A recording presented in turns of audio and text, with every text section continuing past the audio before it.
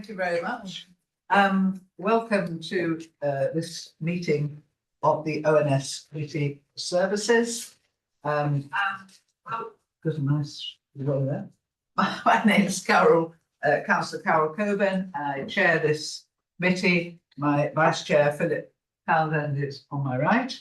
And we're in committee room 1 at the Berries. Apologies for absence, Marta. We have from Councillor Alan Waker and substituted by Councillor Deman. And Councillor Hussaini got in touch to say he may or may not turn up because he's got a cold, so I don't think he's turned up. No. So if you could add that apology, please, Dan. Councillor Hussaini.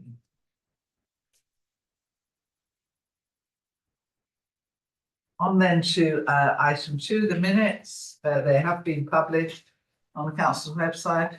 Do you agree to my signing at the end as a true record, please? Any declarations of interest on the agenda, Marta? No, I haven't received any declarations. Does anybody have any interest they feel they should declare? Questions from members of the public? Do we have any, Marta? No, I haven't received any questions from the public. And any questions from members? As well, I haven't received official any questions. So we'll move on to the agenda. Now, we've got quite a few officers here this evening, some of whom are newer than others. So could I perhaps, before we start the meeting, just ask the officers, I think the rest of us will get identified throughout the meeting. So Claire, could we start with you if you could just the officer. I'm Claire Upton Brown. I'm the Joint Assistant Director for Planning for Waverley and Guildford. Matthew. I'm Matthew Ellis. I'm team leader in the local plans team. Hi, I'm Luke Harvey. I'm the Joint Assistant Director for Strategy and Corporate Services. I am Jenny Sturgis, Policy and Performance Officer. Thank you, Jenny. Next round this. You got anything on this? Anybody else? I think. Ignore Julian Hickson, Street Director of Housing, Communities and Environment. Hi everyone, I'm Sam Hutchison. I am Joint Assistant Director for Community Services.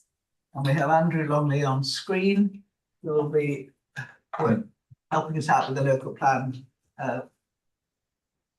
update with Matthew, obviously, and Claire's here from the plan. Thank you very much. Moving on then to item 6, the Guildford and Waverley Safeguarding Children and Adults at Risk Policy. And Sam has just told us that Vicky is not well. I'm sorry to know that. So are you going to do the introduction there? Thank you, Sam.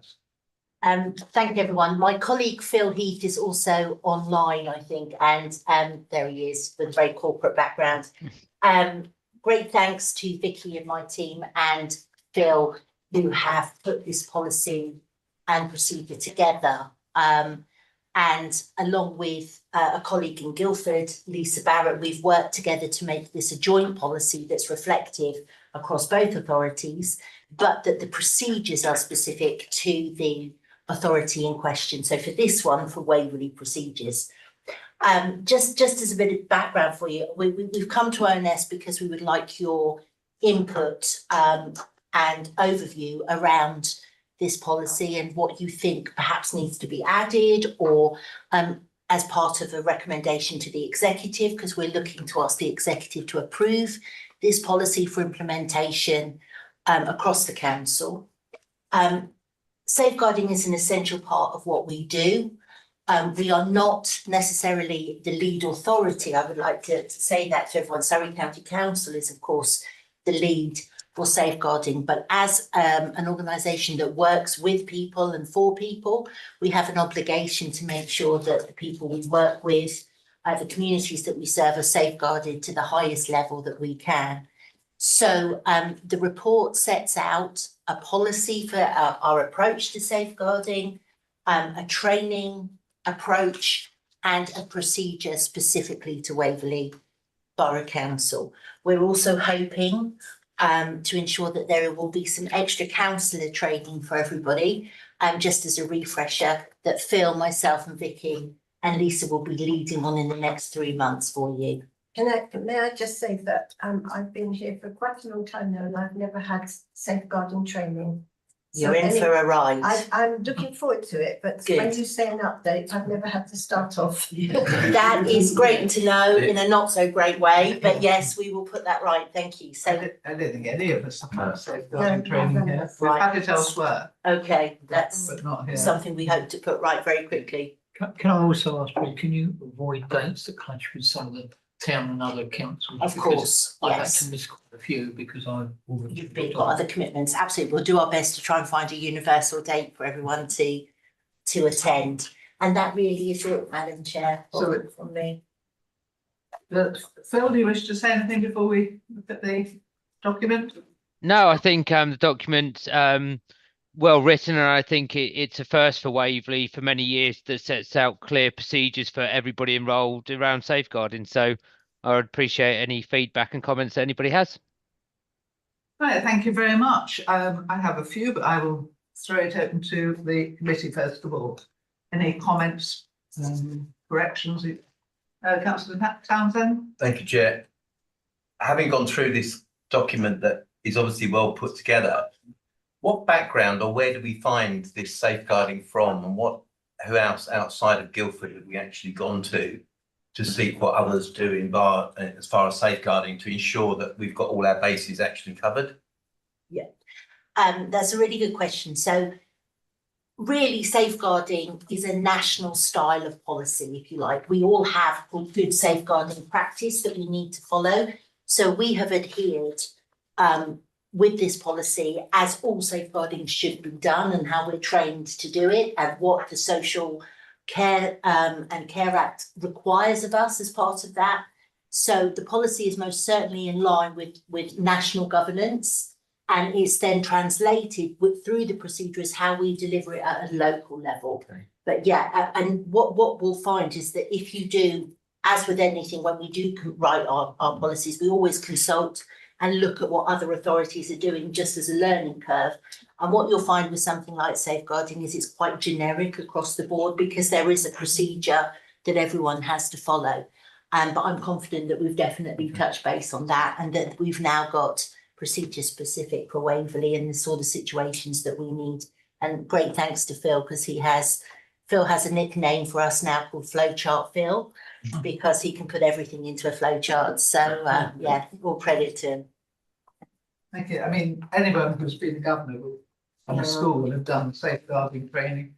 And if you are the safeguarding governor, you really have your work cut out because you have to check everything, including every single safe employment procedure. It's a nightmare. Yeah. Councillor Munro.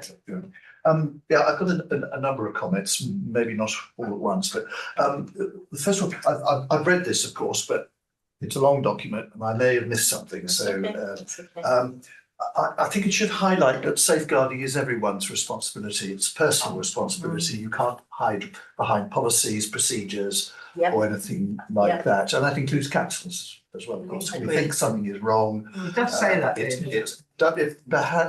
didn't sort of Hit you. Yeah. Okay. The second one is DBS checking. I mean, DBS has sort of got the status of Holy Writ now.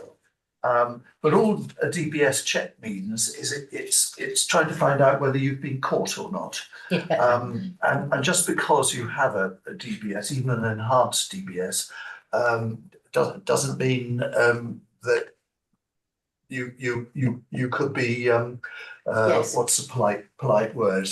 Anyway, you know what I mean. I do. So we've all got to say it's no good saying to somebody, are you DBS? Yes. Everything's okay, then we've still got to watch people there. Cuckooing, it is mentioned here, but maybe in view of our housing responsibilities. We did have a session on cuckooing in this committee, I think, reasonably recently. It is a problem. It appears to be a growing problem and clearly important. So maybe that should Lift down a bit more. Yeah. And the last thing is. Again, it does mention the police, but if you think if you think somebody is committing a crime, then you should go to the police. I mean, you shouldn't muck around. Obviously, you should go, inform your supervisor and safeguarding people and all the rest of it. But actually, it's your personal responsibility to dial 999 or 101 and let the police sort it out. So can I just add to that? As councillors, we do hear a lot of whispers in our areas about, for instance, drugs and things like that. And although, you may know what's going on, it's always better to speak to the police. Perhaps not wanting them to give your name as somebody who has reported it, because that can be very difficult, but it's still something that the police like to know. And they do keep your name out of it if you need to. Especially if you report it through Crime Stoppers. Yeah. But drugs is such a huge issue. There's a safeguarding aspect to it, but there's also an awful lot that is not to do with safeguarding. So, can we try and keep I'm talking focus, about but- county lines and young Yes, children. no, I appreciate it. No, I appreciate the overlap, but much of the drug stuff doesn't come under the safeguarding. Councillor Rabini? Yeah, all I was going to say was that in answer to sometimes in the police, a lot of these people are abused, don't like reporting it, don't like talking to the police. They want to keep it much more informal. So I feel that if you come across it, we're taking the right approach to keep it in-house first and then perhaps enhance it later if we get it to the police. But I assure you that a lot of people will not come forward or actually talk about it if the police are involved. For whatever reason, it's difficult to talk them around. A couple of minor points. On the page 23, in the end paragraph, it says stop abuse or neglect wherever possible. I just don't like the expression wherever possible, because it can be used at a later date. So it wasn't possible. Is there another expression perhaps? Yeah, you can have a look at that. Do you see what I'm getting at? Yeah, I do, yeah. And the other more minor thing on next page 24, where we talk about family and personal relationships, developing and maintaining family or other personal relationships. I'm going to find that difficult to talk to people about their family or other relationships. Why are you suggesting that we have some sort of immediate contact with our tenants, or how do we bring that on? Sorry, well, it is actually spelt out. I mean, how the council role fits in with this. I mean, it's very, what should we say? It's very well organised. Yes, I mean, yeah. the process is not the issue with this document at all. It's very, very clear to those people who are on the ground at the sharp end, as it were, what they have to do. We are, as councillors, woollier, and you're right, we need the training to find out. And we're very much just somebody who would alert somebody to a possible issue. I mean, we would have no more responsibility than that, because we're just not qualified to do so. Sorry, Simon. No, I think that's been really helpful, Chair. I think what the councillor training will help with is the concept of boundaries and what you can and cannot, should or shouldn't get involved in for your own protection, as well as for the person that you're actually interfacing with. And we definitely need to ensure that when we're talking about families, when we're talking about people, it is a reassurance that a safeguarding concern, many people have a fear that if they raise a safeguarding concern, it's going to split up families. Or it's going to be, it's the old feeling of, social services are going to knock on the door and take your kids away. And therefore, there is a commitment to say that we're not about breaking anything up. We're about unifying and ensuring things are okay as best we can within the boundaries that we've got.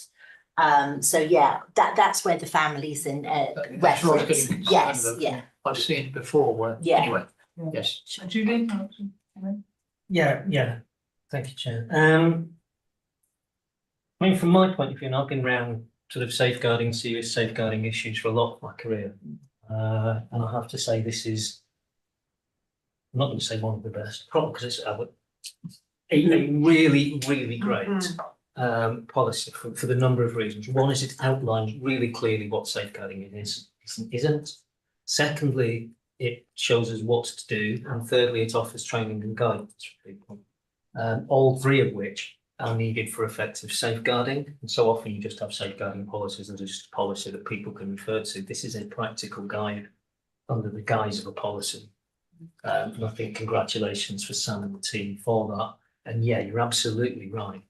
Training is going to be fundamental to all those people who are involved. There are a lot of officer teams involved that maybe don't have quite a lot of involvement with safeguarding, but do need to do it, who also need the training as well as members. So I think adopting this and rolling out the training, I think, puts us in a much stronger position. I mean, the last thing we want is avoidable tragic events. Yeah.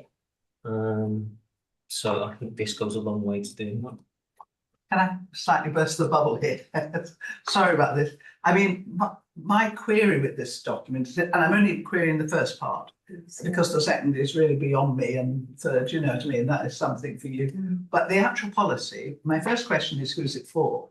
And if it's for people out there or councillors to understand what we're doing, then I think I can make it better from a councillor's point of view. If it isn't, and I'll explain why. I mean, some of it's grammatical, which is, I'm sorry, just. No, that's great. It's No, just- that's, it's I just- know. It's just in the blood. I'm We so will take sorry. all of that. Yeah. That's no worries. Because if you turn to page 23, you know, very simply, second paragraph, policy sets out how Waverley Borough Council will meet their obligations. It's its obligations, because the council is singular. Now, if you use their midway through, I wouldn't say it was a problem, but you don't. Right. so Sometimes you yeah, use it, Yeah, which I think is correct. yeah. So that's just a small point. But the other thing really that, two things that I really felt, you've got a lot of links in here, which is terrific, and they work. I've tried a few of them. But you've also used blue. Now, I know this is a technical, but I think some of your headings are not standing out enough. Okay. You know, because you put safeguarding and promoting the welfare of children, and it's in a sort of gentle blue, so that it doesn't clash with the dog. And I think it should be in. Disappears. Yes, I was certainly in black and white, it does. So I think, you know, just in terms of layout, I think your heading should stand out more. You know, who is an adult at risk of abuse and neglect who may require safeguarding? You know, it's in a gentle shade of blue. I mean, it's something I think that should, yeah, much. And my third sort of query about it is initials. Yeah.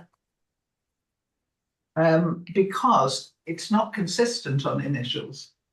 I mean, if you're using these things, I mean, as I said earlier, was a safeguarding governor. I used to talk about the Lardo and MASH and all sorts of things. No idea what they stood for. Not a clue. I just knew, Yeah. you know, the Lardo was who I had to get in touch with. Now, I think this needs just a little rethink. If you look on page 27, there's a sort of example of this, where you put some initials in brackets, but you don't then use the initials. And Therefore it doesn't link. therefore, yeah. it doesn't- and as far as I could see, you'd be better off not using the initials in this first bit in the policy when you're trying to explain to us that the Mental Capacity Act 2005 does this. You know, you switch to MCA and then you come back to the Mental Capacity Act in the same sentence. Okay. And I think, again, if I were reading, well, as I was reading it as a counsellor, you know what I mean? I'd rather have had all the words there, but in a glossary at the end of the first bit, all the initials that there. On 26, you've got Surrey County Council, SCC. Well, most of us would know that. It needs to be consistent, yeah. It's a lack of consistency in that. Yeah. And I think as you're doing this to educate, I hope the man in the street who will have access to read our policy, plus members, and I think it does need to be a policy that reads really well. So my final criticism, if you're glad to know, was just that you use we a lot when you haven't used the word we to define what this is. So this is the policy of Waverley Borough Council. Yeah. With singular. And I don't think you can suddenly switch to on page 26 at the top. When suddenly we go from, you know, what's the borough's responsibility to we recognise surely the borough recognises its statutory responsibilities. Who's we? Mhm, mhm. You know, you haven't defined we. Yeah, You know, you've defined it's the borough's duty, it's the borough's statutory duty. And I would have thought, if I'm reading what this is for, which is to spell out to the man in the street, to the councillor, to anybody that's interested, that this is what you do, then I think you've got to, you know, really be quite grammatically accurate, because I don't mean everyone's going to be nitpicky as I am, but you know, you don't want to have any questions. You know, we recognise our statutory responsibilities for who. yeah. I think Isn't it? I totally take that. I think the use of we culturally from the team is to be that we all own it. And but I take your grammatical point 100%, but we as in the borough, the council own this issue Yeah. and we work together on it. But that's why I wouldn't criticise the next two bits. Yes. Because they're used for in-house, and Yes. it's entirely up to you what you say in I get it, I in-house. totally get it, But yeah. this is what I'm saying, this is Yeah. to introduce this, and I agree it's a very good policy. Councillor Keane. It is a good, but very good policy, and I didn't get the papers until lunchtime, so it's like really quick reading, but I do agree with what the chairman was saying about the headings, you know, because when you're looking at it like this, you're getting small blue Yeah, and it kind of blends with all the other writing. yeah, And it really doesn't stand out to you to say, this is what we are doing, you know, working together and safeguard children. If it was a bit bolder, it might draw people in a bit more. yeah. Whereas, you know, we're reading it and yes, we can see it. understand what's going on. But yeah, I think it could be bolder. I Okay, really do. that's easy to fix. Because we are going to be tested on it when we do our e-learning, aren't we? So we need to understand what we're being tested on. Of course. I just have one more, oh, sorry, Councillor Beaman. No.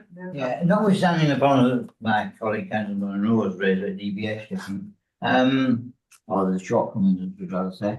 Well, what role is agency workers in all this? Are they be expected to comply with this? So now you check with it? Yeah, absolutely. And Anyone what that about wants. contractors? What about contractors? So when we have contractors, if they're working on behalf of us, that will be part of the contract that they have with us, that there will have to be proper safeguarding principles included in their And the contract. audit? Yeah. Okay.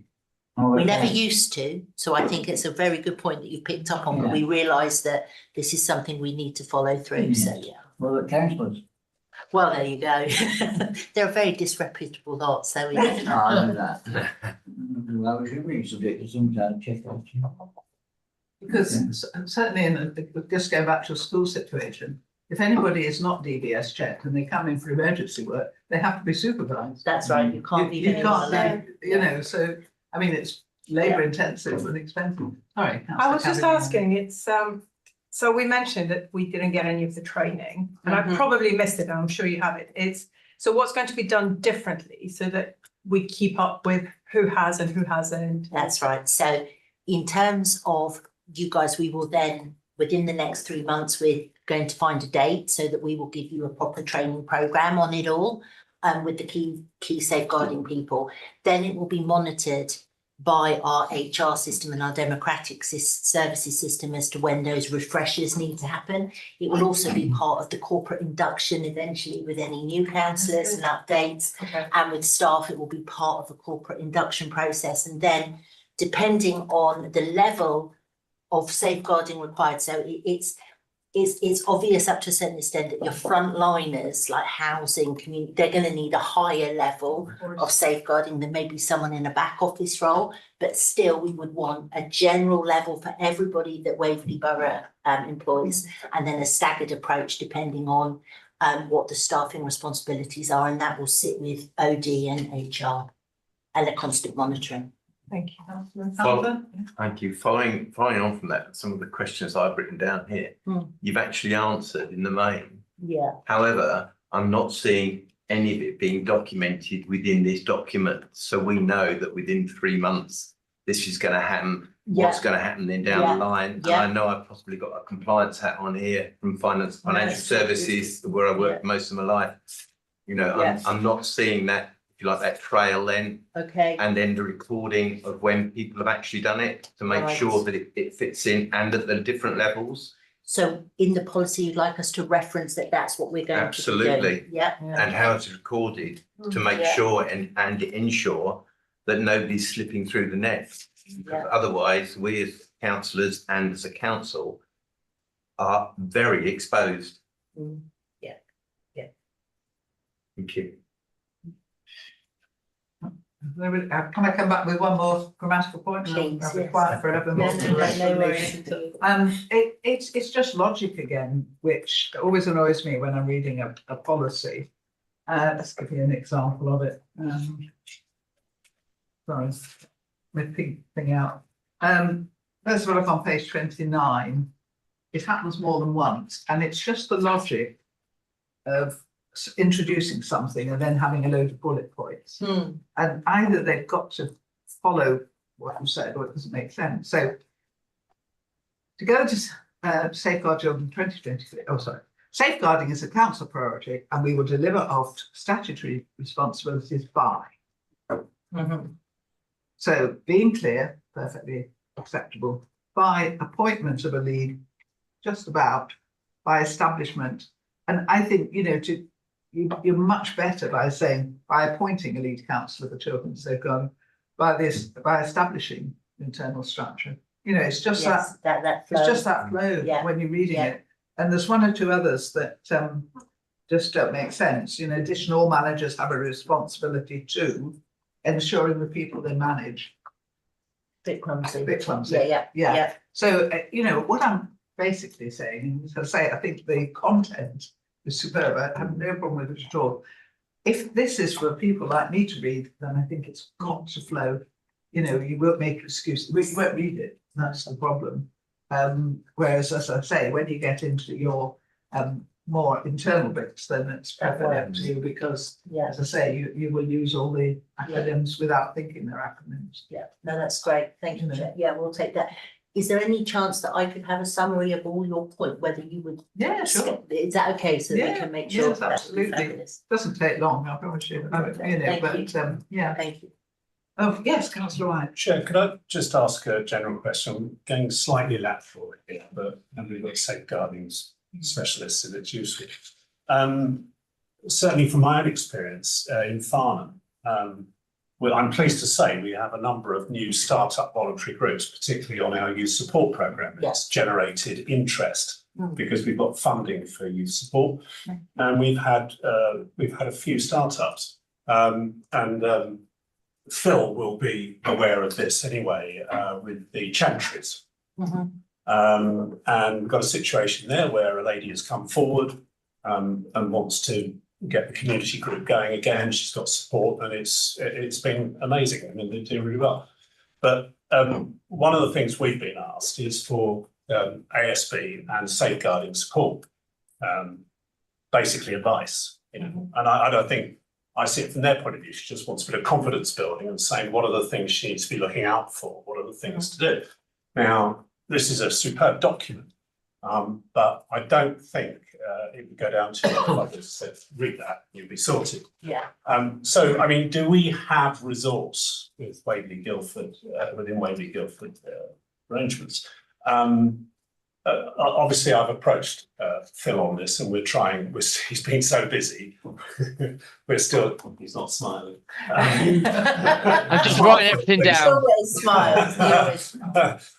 No, he's been so busy that we've really struggled to get a date that we can all get together. Yeah. And then David Hodsworth on ASB, of course, is available to help. But I think what I'm asking really is can we as councillors, as ward councillors, Waverley and Farnham, can we expect some resource so that we can go along and speak to these people, have a meeting and cover it in a meeting face to face? I mean, my plan with the Chantries was to cover ASB and safeguarding as a subject, the sort of things they should be looking for, because I kind of get it. I mean, I think there's 600 people on that development, and some of the children are obviously need you know, that you need to be able to spot what's going on. Yeah, Yeah. So can you sort of fill any gaps there? Is that yeah, something- I mean, I think I don't want to overpromise any resource and then underdeliver for you. But I think one of David's areas in ASB is an educational program attached to what he's doing. So he has now completed the ASB policy that's gone through for Waverley. So his focus now is to make that come alive in terms of an educational piece. And Phil, likewise, in any safeguarding, there is road shows being planned as we speak. So we would Okay, good. certainly, in terms of road show, identify, you know, if you wanted to email me or Phil or David and say, we've got an issue in this area, can we coordinate an education piece one afternoon, one evening, whatever, with the residents? Absolutely no problem at all. Excellent. That's Good. no problem at all. I can't promise you it will be within a week, but we will certainly schedule Well, I've been that. trying for 6 weeks. We're Okay, moving in on okay, a we're date. getting there, we will get there. Yes, no, absolutely. All right, thank you. And certainly, you know, there's an awful lot of information out there, isn't Yeah, there? there is, So, yeah. you know, if you could sort of put it into nice, Yeah. sort of easy bite-sized pieces That's for, it, yeah. for the man in the street, as it were. That's you it. know, Or the councillor in the ward. if Yes. that's the idea. Because, you know, we all want to do our bit. Of course, yeah. Who checks, sorry, I'm bringing this going all over the place. Who checks that we're doing it all? I mean, you know, it's only because you've got your hierarchy Yeah, and Yeah. there's a heck of a lot of people involved in all of this. yeah. Who checks the checkers, as it were? So we have it as part of our audit programme. Right. So audit will look at us every year, 2 years on a cyclical to make sure that we're following through everything that we've said we're going to do. Yeah. And also it is part of the general one-to-one structure. It's, you know, we get asked at every level to double check, but then there is an external that will come in and have a look every I think it's 2 years at the minute is the cycle plan. Because as we all know, when there is abuse, as you say, that councillor Rabini mentioned the police, but they don't want to mention it to anybody. And, you know, it's a tricky way in it. And sometimes, you know, you do your safer recruitment, you do all your checks and everything else, and somebody still sort of slips through. It's, you know, it's they're getting cleverer. Yeah. But to a degree, this is where your councillors come in, because when you know your area and people get to know you very well, they will often tell you things that they would not tell anybody else. Yeah. And this is where you know, we have to know who to talk to about And what to do with safeguarding that and what to information. do. I've already hit it once, and thankfully it was dealt with. But yes, so we do sometimes come across people that really are in need or are needing safeguarding.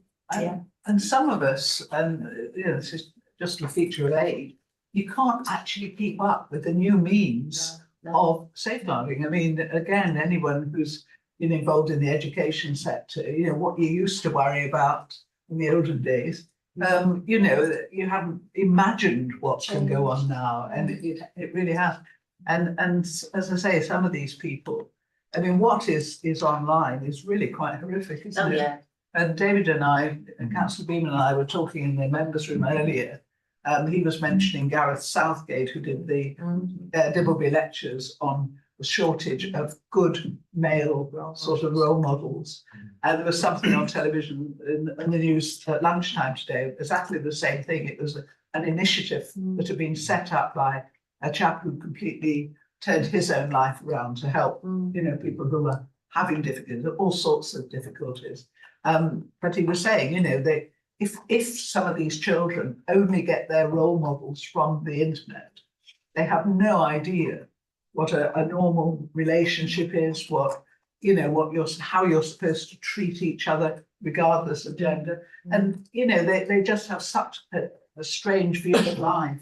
And it's something that because we were spared all that, you know, we haven't really had that, you know, that awful experience that some of them are having. So, you know, what I'm saying here this is an important document, but it's just going to get more and Oh, more yeah, there's and more important. And every time there's something else, like modern slavery, like you said, Oh, wasn't yeah, something yeah. before. Prevent is now a massive thing. Yeah, Yeah. there's lots of things that are Yeah. coming in all the time. yeah, whether we just know more, I don't know. Whether we're getting, as a society, less kind, I don't know what it is, but it It's makes a happening. lot of work. Yeah.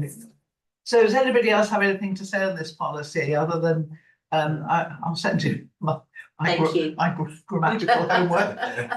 It's the teacher in you. I know, Absolutely. sorry. I tried to get rid of it, but it's still there. Chris, you've been sort of making notes, but I'll send the extra things. Can you make any comments that we've made? I think basically we all think it's very, very good. Yes. And as I say, many of us didn't get our papers, which was rather unfortunate. So I hope we've covered this in depth, but if you do get a chance to read it, it does read very well, the three things do some work. Really helpful. Madam Chairman, sorry, Oh, no. Councillor Hyman at home. I don't know whether you got. I did leave a message with the on a recording. Yeah, no, I've got you. I just didn't know you were there. It's the first time you've appeared. Right. Well, I switch off when I'm on an item while I'm watching you. I don't want to distract you. Yes, thank you very much for this. I agree that there are certain elements of it needs to be read through, just run through by somebody and formatted, and certainly the headlines need doing. But I really wonder what's the difference. It's always nice when we're told, oh, we've got a new policy. This one, I think we're being told, aren't we, that this is bringing Waverley and Guildford into line. So can I assume that we've taken Waverley's and our old one has been ditched? I can't remember. It's a few years since we went through this last. Is this Guildford's that's been adapted to us, or ours that's been adapted to Guildford, and what's the difference? If someone could answer that, and then I'll move on. We've got a couple more questions. Can anyone answer? Yes, Sam again? Yeah, it's actually not one or the other hasn't been ditched. They were both very similar. We've put them together with the basic principles, but made sure that there is a much clearer procedure for people to follow and understand, dependent on the council that they work in. And the reason that there are differences in those procedures is because some of the systems are different of recording, that's all. But the principle of safeguarding is the same across the country, actually. Yeah. We've got a new jigsaw system, have we? Is that actually in place and up and working? A system of recording the So Jigsaw is a housing system, but for safeguarding we have CRM. It's in the document. Okay, but what I think some others have really touched on this. It's not clear for councillors, I don't think, in here what we must know, how far we need to know, because obviously, I mean, it's very important. We mentioned the Mental Capacity Act numerous times here. Really, the Mental Capacity Act is useless without the Mental Capacity Act MCA Code of Conduct. It's Code of Practice. It's the MCA Code of Practice, which is the difficult one for everybody to know, because it's 300 pages and it's but it sets out everything. And I think in my experience, that's the most important thing which people need training with, that staff need the training on. Because it's very easy to assume that that you know what you're able to do certain things and you're able to interpret it as you wish, when in fact. Can I just interrupt just slightly there, Councillor Hyman, because remember we work with all sorts of other agencies who do have the expertise. We're not claiming here that this borough will ever have all that expertise at any level. It just isn't on. And councillors, we're getting level 1 training, not level 2 or 3. We are going to get training because our role in this will be, relatively minor, important, but minor. Yes. You've been through, Chairman, and you've picked out various matters within the Appendix 1. In Appendix 2 itself, there are a few bits there. I'm happy to go through it with the officers, but I mean, basically, it's just formatting where it's summarised the Mental Capacity Act, but not separated into bullet points. So it needs reading through, and somebody separating out where the bullet points should be, putting in hitting the space bar and getting another bullet point to turn up. That's really pretty much what needs doing to it. on page 31, para 447, is the second sentence isn't a sentence. So if you just want to note that, 4.4.7 on page 31. On page 32, it says if it's an applicant, it's in relation to housing, and I wonder, does it actually only apply to applicants? And I would assume it means people who are applying to become a tenant of Waverley. But I would think it actually applies to everybody. I don't know. I think it needs to be a bit clearer as to who it's referring to when it says applicant all of a sudden.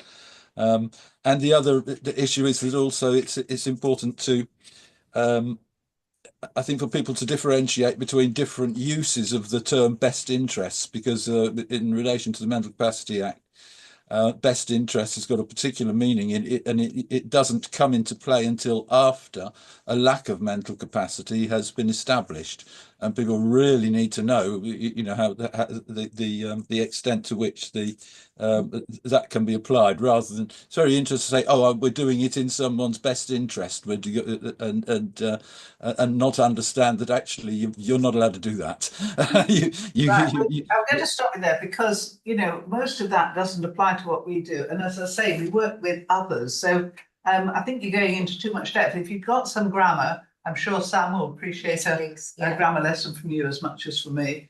But I really don't think we need to go into a word by word sort of in-depth thing with the councillor level. It's just never going to happen. Well, it's also, I mean, we say in here that at page 28 it says it talks about accountability. That's one of the issues, one of the things I have difficulty with, because I think it's very difficult to be accountable in an area where by nature you have to be secretive.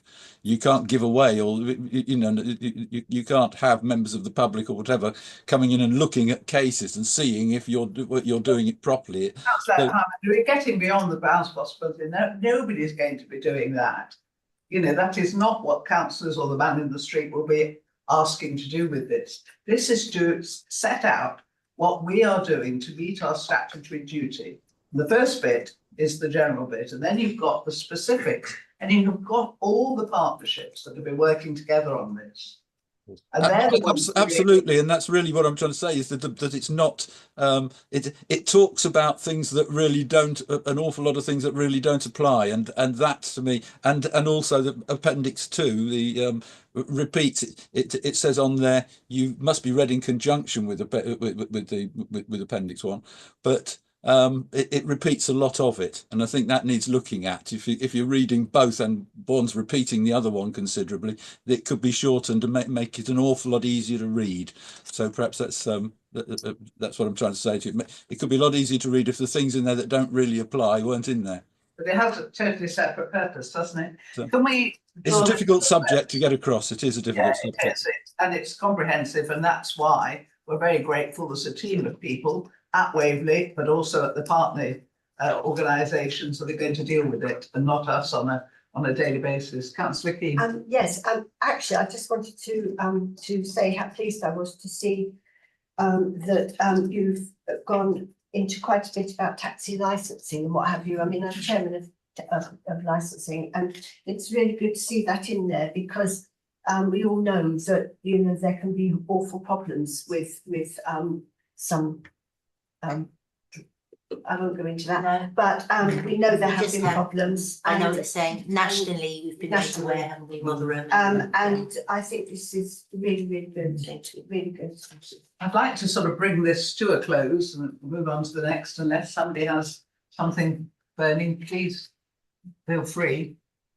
Everyone quite content that we recommend that this is adopted? Yes, with the odd changes and the odd comment be passed on. Thank you. I was thinking more of your important comments about taxi drivers and my comments about grammar. Thank you very much indeed, and thank you, Philip, for being here and also for writing it, and Sam for, as ever, putting us in our place, and Julian. No, you're quite right. You're so knowledgeable on your area that we can all relax a bit. You know, it's so good to have you here. Right, if we could move on then to item 7, which is the corporate performance bit. I asked Jenny whenever we have a look at this before the meeting, and she said, it's good news. And so would you like to introduce the corporate performance? Yeah, thank you, Chair, and good evening, councillors. The report presented this evening is the Q3 performance report, which is for the period October to December 2024. The report is from page 99 of your agenda pack. The corporate priorities which this committee scrutinises are a more sustainable borough, a more prosperous borough, and a more inclusive borough. Either the information is there before you, and either myself or any of the other officers present this evening, I'm sure we'll be happy to answer any questions you may have. Otherwise, I'm more than happy to request a written response if we aren't able to answer any of your questions. Thank you. Thank you, Jenny. Can you just remind us why some of them are data only? Let me go specifically to the report. So it's normally they're data only if there isn't a target in place at the moment for any reason, but I don't think the only one that I think that applies to is the leisure centre. Yeah. Other than that, it may be that a target is not applicable for that. So if you have any specific examples, I'm happy to have a look at it. Let's go through that. If you look on your pages 100 and 101, you get the overall sort of summary. And as Jenny said, we've got more sustainable, more prosperous, more inclusive, and we stop there. The decent and affordable homes as the remit of the other committee. And then as we go through, all of these are given in more detail. Have you all got used to the new format? It's much easier actually than the old format. So let's just do it on a page by page basis. If you've nothing to say, that's fine. Tree applications. Fly tipping. Can I ask Yeah, about fly tipping? I mean, are we having more fly tipping now, or has it reduced? We've got anyone who can answer that. Yeah, so if you look at the bottom of this page, you can see there is the actual, so in the top section, the 2 days refers to how quickly we remove that fly tip, and at the bottom you can see the number of fly tips per quarter. I think it is, if you compare it with a year ago, we had 166 in Q3, and we've now got 191 in Q3 this year. So it is a slight increase. It's always such a newsworthy story. You know, people love putting it on Facebook and everywhere else. Yeah. You get the impression that everywhere all over the country, there's big piles of mattresses being dumped. You know, it's a very topical thing, isn't it? We're very lucky in this area that we've got the Whitley recycling area. I mean, and people from just over the border in Camelsdale and where just literally they have a Surrey postcode, but they're just over the border. They're champing at the bit to bring their rubbish because they have to go to Midhurst and or Chichester. Yeah. So you know, I just wondered if that was impacting on our fly tipping. Councillor Munro, sorry. What annoys residents in my ward, and I'm sure it's it is not the fact that it happens, although they don't like it, and I'm glad it is cleared, but whether the perpetrators are brought to justice. I mean, that's what really gets their go. Now, this is not a Waverley responsibility; it's a police responsibility. Have we any idea whether the what the crime stats are? The impression, but I think it's only an impression, is that people can get away with it. I don't think that's true, but that's certainly the widespread impression. And again, that's nothing to do with Waverley. But yeah, I mean, we can get the data on prosecutions. And but it'd be nice to nudge the police. And I know it's not easy. It's you've got to get evidence and all the rest of it, just like anything else, and that's very difficult. Okay. Could I just say, I mean, it should be a partnership, shouldn't it? Yeah. Because obviously Waverley's got cameras they put up at certain spots. and then pass the information on to the police, but certainly a two-way thing, and I'm hoping that we join to get that information sharing. On to 106, household waste, a whole line of greens there, so we can, presumably nobody's got much to say other than well done. On to residual household waste, here we go, this is where we have a slight problem still. I'm always a bit worried when they say it's anomaly, you know, this is not a trend, we don't know yet. But I hope it is. Yeah, I do have it noted to review this, to look at it next quarter and see whether it reduces. Yeah, because it's just that it's gone green, amber, red, and that could be a trend, or it could, as you say, just be anomaly. So we'll wait and see. But it's always been a bit of a problem area, hasn't it? Can I ask on the bins and what have you? I see now everybody's had a sticker put on their grey bin to say no food waste, which is going to be very interesting to see who's going to monitor that. Have to put black bags. The trouble with that, we had a whole debate in this room on food bins because most of them get broken, not by the residents, but by the operatives. I mean, ours is always, you don't know which area he's going to throw it into, but I mean, it's never put down, it's always thrown. And after a while, because they're not really terribly robust, they break. I mean, ours is broken, but we can maneuver the thing. But basically, it's not fly-proof, and you know, if people really don't see the benefit of putting the food waste out, they will put it in their grey bin.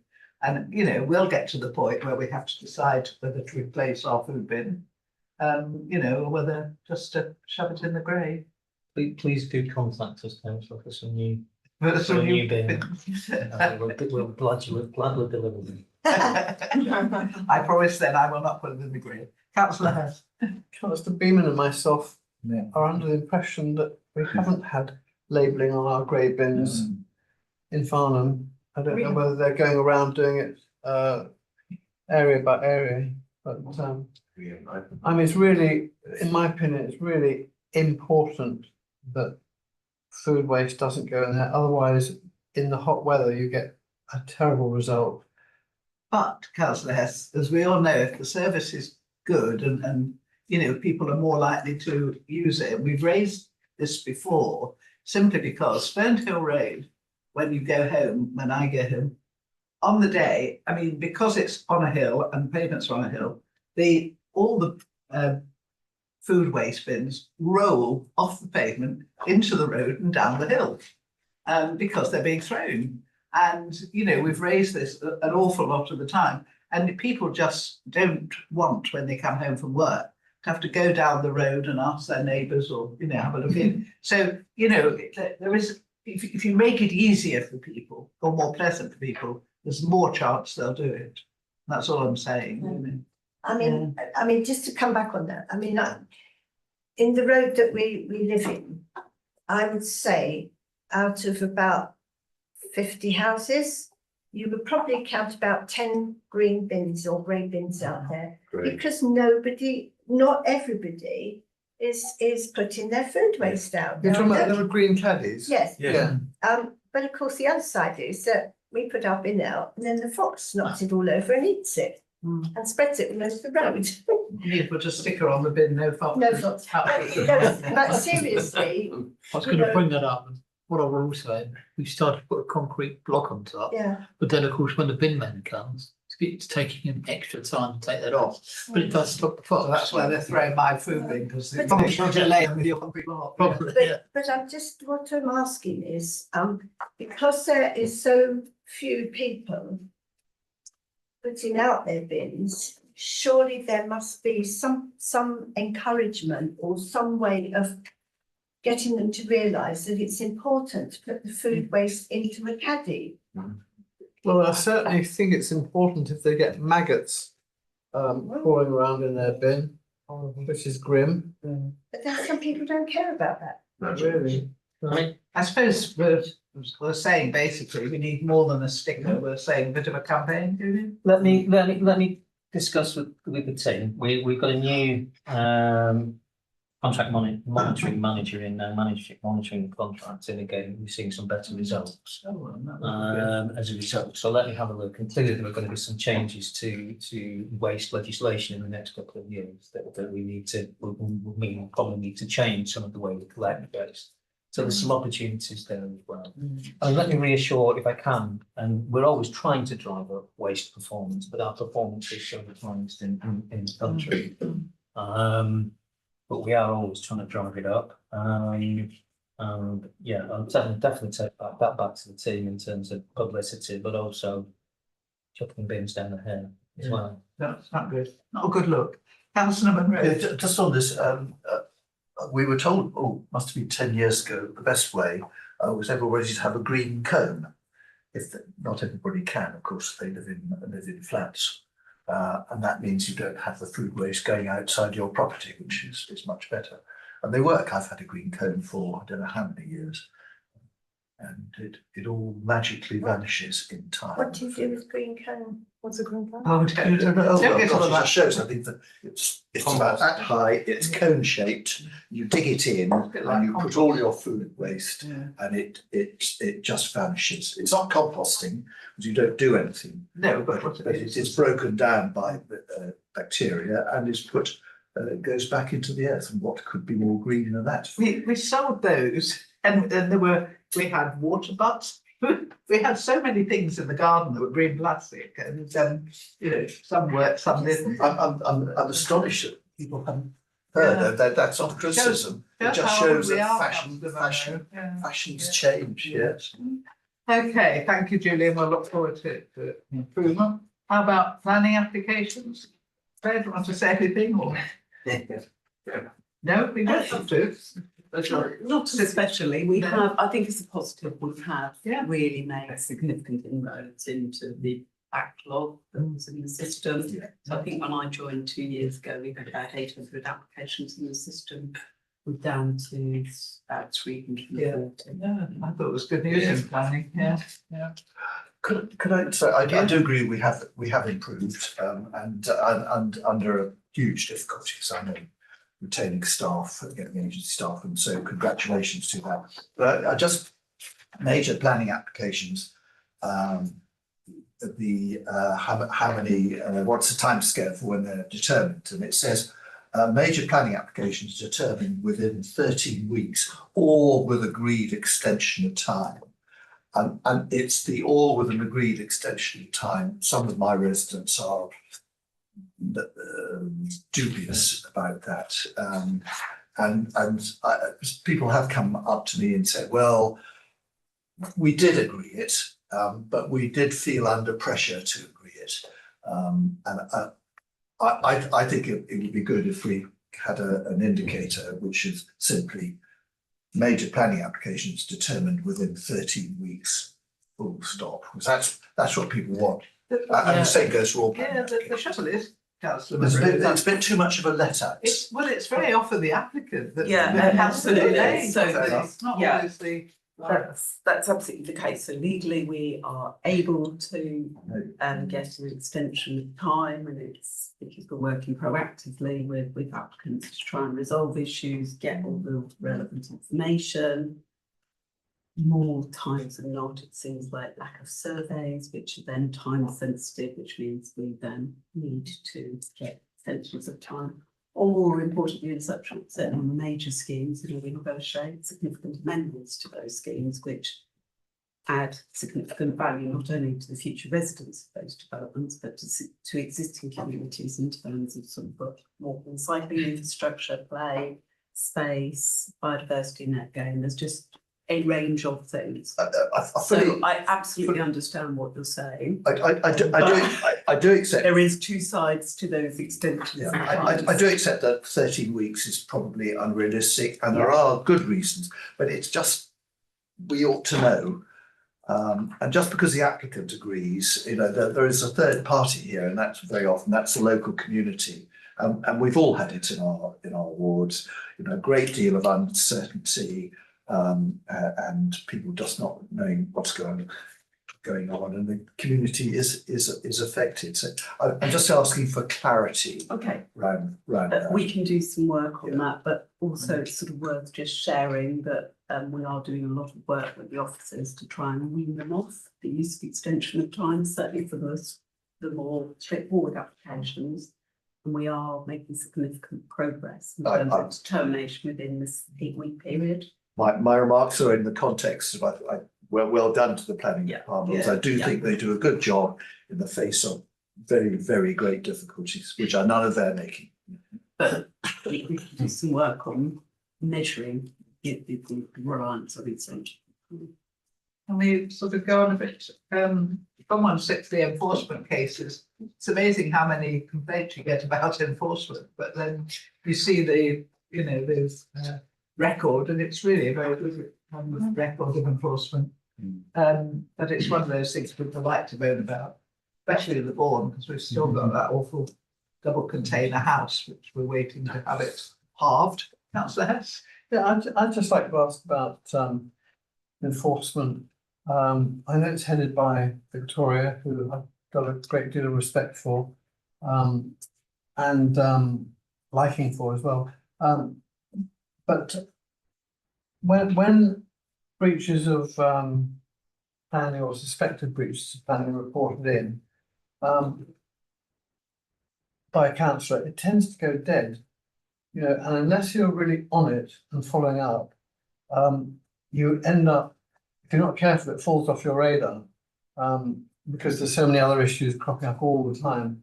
I can only imagine that the enforcement department are really under pressure borough-wide, because obviously we only see a little part of the borough where I come from in Farnham, but the borough is a big place. Other towns, other issues. It just would be nice actually if, and it's probably difficult with time constraints, if there could be a little bit better feedback on progress of issues reported in. We can look at how we do some sort of follow-up reporting then to improve that communication piece. As I said earlier, the communications I have had with the team and with Victoria have been really good. And I can only imagine that they're under a lot of pressure like the rest of the department. But I mean, if they could, that would be. Yeah, we'll have a look and see what we can do to improve that. Come to a point that is true of nearly all these things. If you approach a planning officer for whatever reason, you know, it's very frustrating when you don't get an update or a reply. So I mean, that applies not just to the enforcement. Councillor Rabin? Yeah, what I was going to say was that I do have occasions that county and borough clash on enforcement, amongst other things. Have you got a good relationship with the county when enforcement's in there? Because highway issues and verge issues, they're either not dealt with or they just sort of put to one side at some time. And then when I speak to both organisations, they often say, what's the other one? And it gets very confusing at times. Yeah, I think this indicator is purely for planning enforcement cases, councillor. So yeah, I'm talking more about planning, where in fact they put a boundary hedge, for example, in the wrong place. It's on the verge or something. Is it owned by the borough? Is it owned by the county? And then I get this clash of the two organisations. Okay. So again, good relationship, but maybe there's some more work to do around sort of things like mapping to make sure that we I think it's. I'm afraid I can't take the question. You just put your name down to. No, I was just wondering, I don't know if I have to ask you or not, but is there a way I might be able to leave early? Of course. Thanks. I didn't know if I had to ask you or not. That's very polite of you. Thank you. Yes, no, very welcome. Over onto the local land charge. Is this a new one, or I've just gone through it before without noticing it terribly well? No, It's it's always not a been new here. one. It's always been in the. Well, I sort of read it, I haven't gone too far, but again, don't think we've got too much of a problem with that. The one that always amuses me, not the food businesses for the scores on the door at 3 or over. That must be a new heading, surely. You know, can you tell me we've had that for years and I've just never read it? It just shows you when it's sort of the top of a page and, you know, something very, very simple. Chair. Yeah. Really fascinated that you mentioned new headings. Scrolling back to the household waste and bin collection section, which comes under the BIFA contract, is there a possibility there could be a new heading for the bin man operation cleaning our streets in our towns? I don't know about Hazelmere or Cranley or Godalming, but I can assure members here that the quality of work in our town is appalling and has been for a long time. We used to have street cleaning on these. I do remember that. We don't see it anymore. No, we did have street cleaning at one point. I mean, honestly, we're not getting value for money. It's abysmal. The barrowman is more not present than present. And when he is present, if he's pushing with barrow at all, he's pushing it rather than doing anything with it. And the results can be seen. If you walk around the town, look at the ground, look at the corners and the little nooks and crannies all along the fronts of the shops. There's grot and grime and detritus everywhere. It's not being swept, not being cleaned. It's shocking, actually. And if you go abroad anywhere to many holiday destinations which are kept spotless, and you come back to Farnham, you almost fall over with shock. Does anybody monitor the street cleaning in the borough? We have, I mean, it's part of the BIFA contract, so Yeah. the street cleaning, but I mean, it is not, we do not carry out as much street cleaning as we used to. because of No, code we used to have it, I'm sure, as a separate indicator. So, I mean, it might be one that you might want to bring back. Yeah. Chairs, and it's a Yeah. specific Good issue. idea. I think it's a good Well, idea. if I could because say, there has been in Farnham a very good officer in the Environmental Services Department called Nigel King. I think he's moved on somewhere else now. I mean, there are good officers there, but I think, and they do liaise with BIFA, but I think they're frustrated, frankly. Yeah. That's all I can say, Yeah, but no, I think you've made a good point. they're good chaps, but on the Waverley team, I've had quite a lot of dealings with them, but I think they are frustrated. It would be nice, Jeremy, if we could have some kind of indication of what streets are cleaned and when and. Yeah, because we used to get a whole schedule, Yeah. didn't we, of what streets were going to be done when, and you could always check in your ward whether or not. You know, That would be really good. I'm happy to bring back a report specifically on Oh, that would be- on street no, that- cleaning that- I think and that and would be what is actually required. and Yeah. How it's monitored, if that's okay. Although I will say, I was very impressed that the tanker thing was going around cleaning all the drains out a couple of weeks ago, which hadn't been done for a very long time, actually. And they were doing them. And of course, they were then getting all the grass out that gets blown down with the leaf blower. Moving on then, yes, well, if you'll take that away, Julian, that would be great. This is the one that always amuses me, the refuse and recycling bins missed. That we have a target of 40. It just amuses me that we have a target. You know, we are going to miss 40 bins, that's our target. And, you know, sort of put your name forward and we'll miss yours for this week, you know. I can understand what we're trying to achieve here, but surely the target is nil. I mean, the target has to be nil, I'm sorry, you know. I mean, you can't have a target of 40. Those poor unfortunate 40. Yes, who we seem to miss every time. But anyway, we're keeping it round about 40. It is well over 99, it's well over 99.5% as a target. No, but I mean, to have a target to miss bins. Well, I don't think we aim to make the 40 every month. I think it's the aim to remain under that number. Sorry, Julie, it's amused me ever since I've seen it. I just have a target to miss bins. David, Councillor. I've said this before, I think that target of 40 is too stringent. I mean, 40 out of 100,000 is minuscule.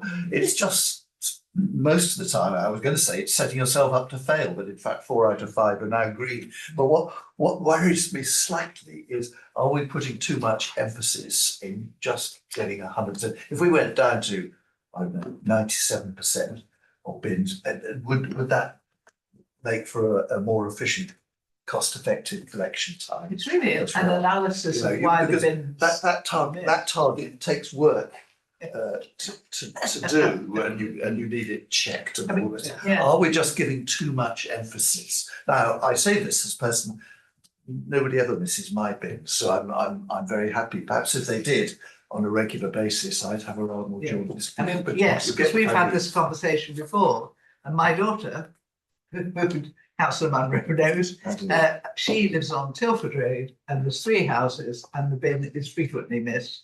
Well, they're one of the it may be, 57, I think. you know, yeah, and so, you know, it's how, as you say, how it affects you. Yeah, just very briefly say that we are looking at productivity improvements. One of the things we're doing at the moment is a route optimization piece of work with an external consultant, which will look at, because obviously there's a hell of a lot of bin routes out there that we do on a weekly basis. And some of those routes have been around for generations. There are ways in which we can optimize the way we collect them and improve our productivity. At the same time, hopefully, it's still only aiming to miss 40. Sheila, stop smiling, now you have it up again. I'm sorry. Can I just ask on that? Yeah. Is that, how do you collect that figure? Is it from complaints? Or is it Biffa telling you, or do you do a dip sample, or do you actually collect 57 or 35 or 38? Where do you get the figures from? I don't know. Okay. Well, I will find out. That's the first time I've ever heard you say you don't know. You've piqued my curiosity now. And we do the same thing for the food waste bin. Yeah. I mean, it's, you know, it's. Chair, Yeah. circumstantially, I would say that over the 11 years I've lived in my little lane, which is just a tributary off West Street, my bin has probably been missed 3 times, and then they collect it probably the following day. And frankly, litter bins being emptied around Farnham, it's a good service.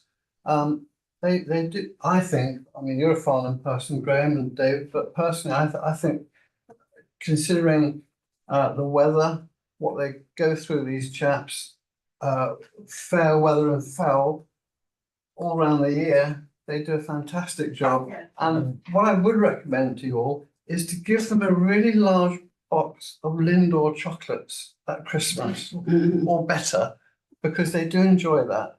But The library works again. they do provide a brilliant service. It's just the street cleaning which is rubbish. But I think the bin emptying, personally, circumstantially, Yeah, but I mean, is really good. yeah, I'm not arguing with any of that. I just wanted to make the point. And I won't mention it again, but it comes under food waste bins again. So was it, sorry, Luke. Just thank you, Chair. Just to add for a point of clarity, so the data is taken from the contractor. So where a bin is reported as missed, that would be a service failure, and it's logged as such, and that's the number which. So often there can be incidents where perhaps the road is not accessible due to inconsiderate parking. Wouldn't include that, but the crew will be back the next day to pick it up, and that's a cheaper day to pick up. So yeah, this is only where there's been a service failure. Right, well, no, I think we agree that the street cleaning we've got to concentrate, but can we move on to new housing benefit claims? That comes under us, more inclusive, just very straightforward. Processing changes in housing benefit. Again, I don't think there's much we need to comment on there.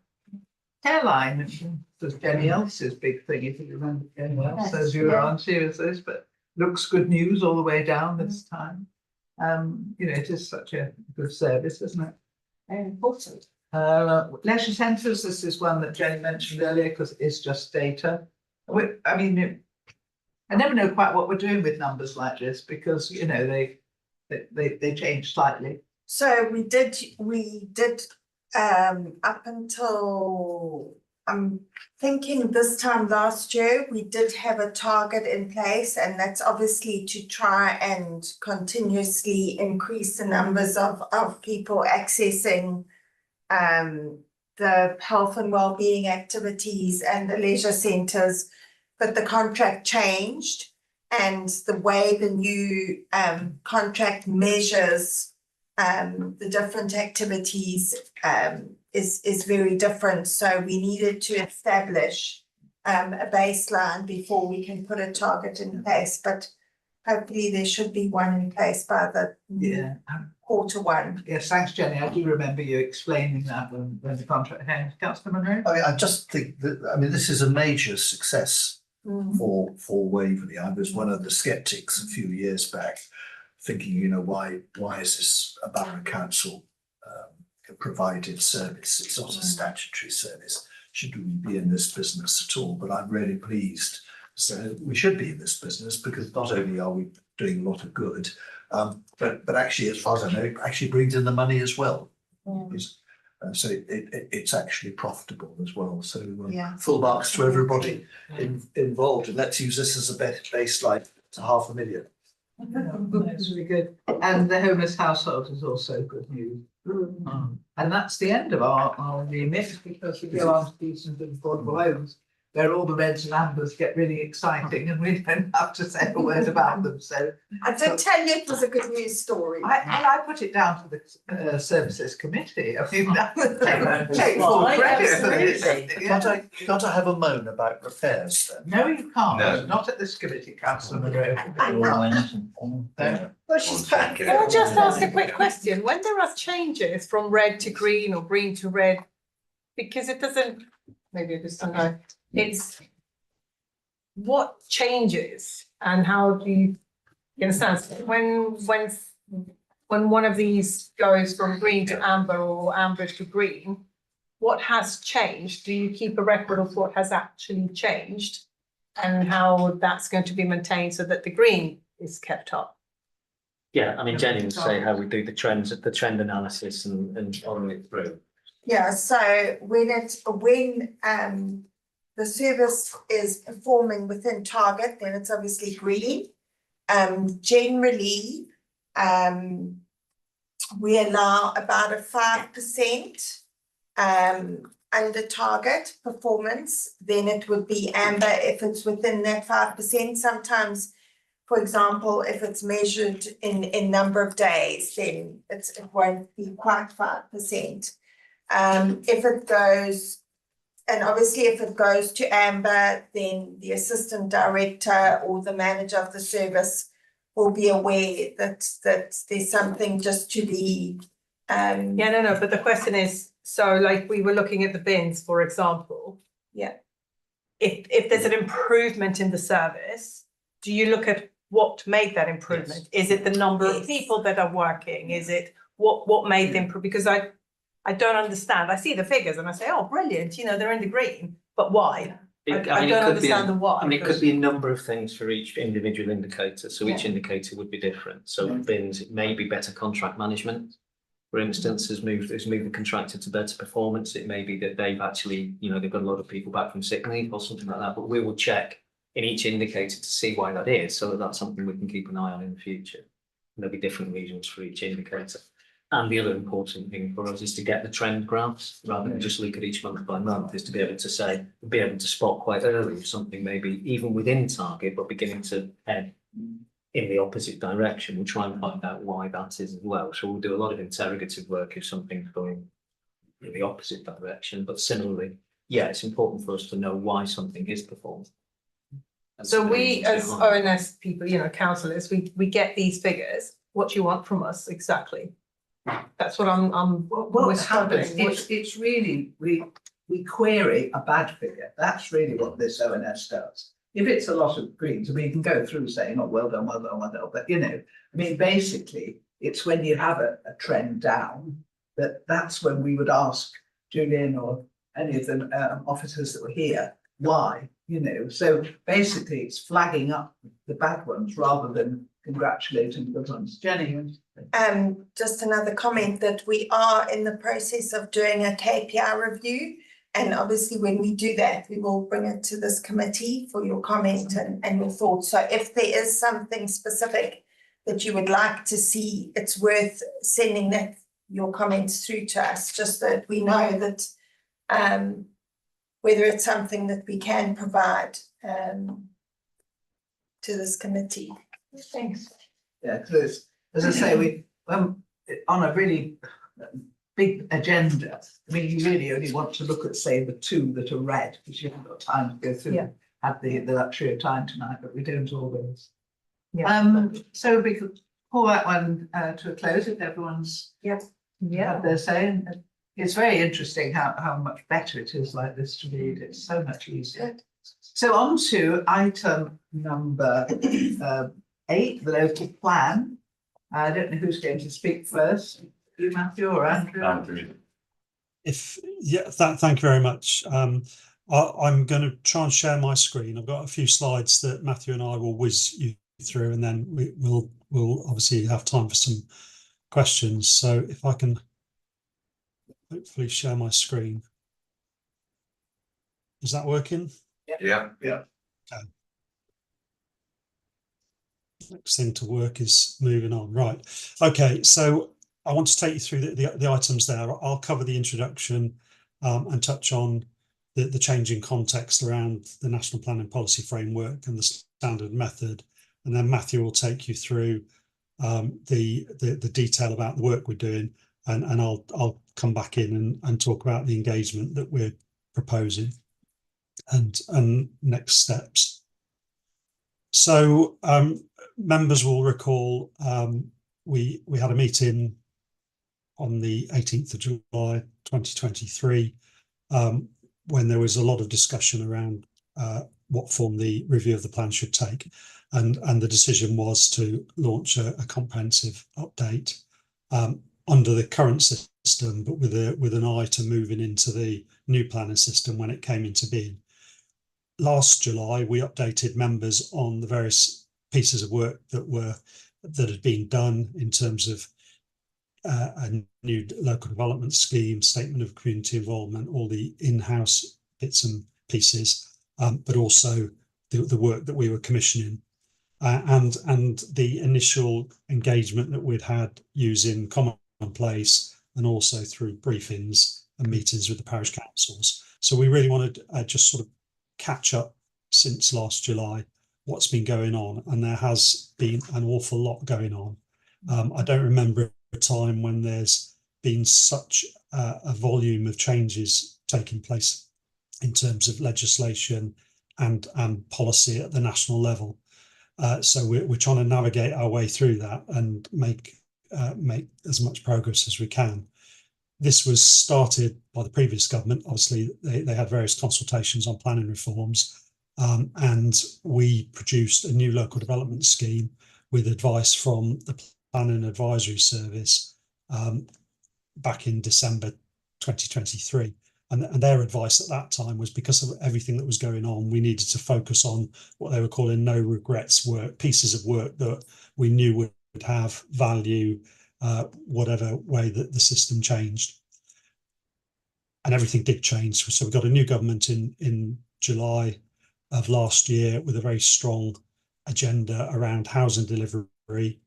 And they straight away consulted on a revised NPPF and a new standard method for calculating local housing need.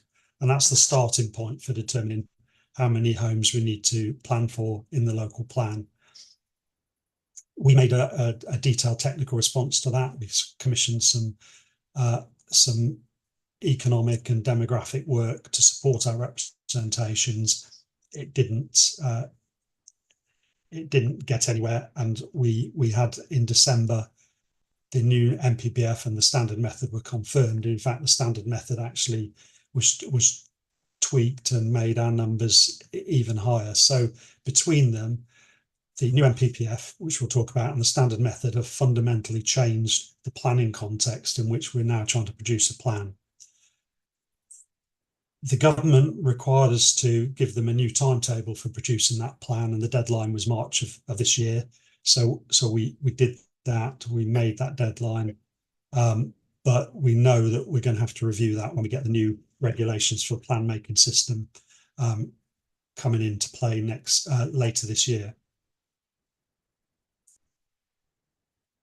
The headlines that you'll be aware of are that our assessed local housing need has doubled, more than doubled, from 710 per annum to over 1,400. And to put that in in context, that's effectively a new Farnham and a new Godalming over the next 20 years. We need to show that we're planning positively to accommodate as much of that need as possible, and to demonstrate to an inspector that we've looked at all possible sources of housing. So that's really the challenge before us. And some of the changes that have come in through the NPPF are going to be significant in the way we do that.